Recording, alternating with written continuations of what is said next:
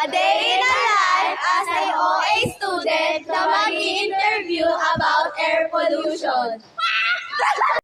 Mag-interview! Ano, tara? Diba ayaw niya? Makalunod yan, mag-ipuso. Tara na! Tingin nyo ka mo. Ano ang pagkatuloy ko? Kayo sama niyo si Siri. Para may additional plus tayo.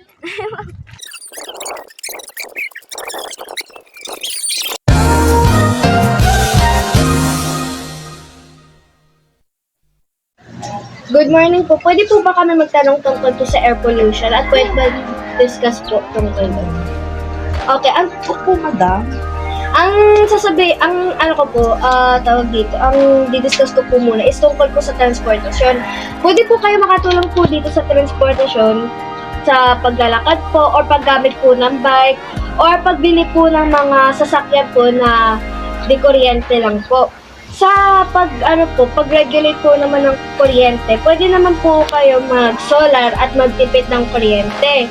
Sa pagpapanatili po ng bahay po, at bakuran, pwede naman po gawin ang recycle, reuse, and repair at pag-iwas po sa pagsusunog ng basura. Sa pagpili po ng pagkain, pwede naman po bakuran at magtipid po.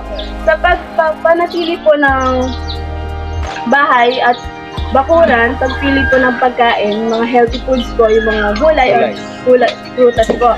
Tapos po yung pakitulong sa pagtatanim ng mga puno at halaman. Pwede po kayo magtanim ng puno at mga halaman sa garden niyo po, pwede po yan. Pagkalat po ng kamalayan. Ito po yung kamalayan ng mga informasyon na nakakatulong sa pollution at sa hangin po. At bawasan ang pagkain o ang kartel. Ang forest, makitulong sa pagtanim ng mga halaman.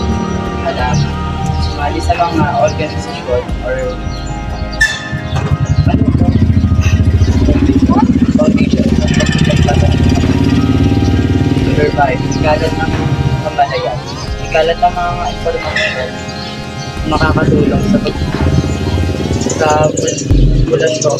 populasyon sa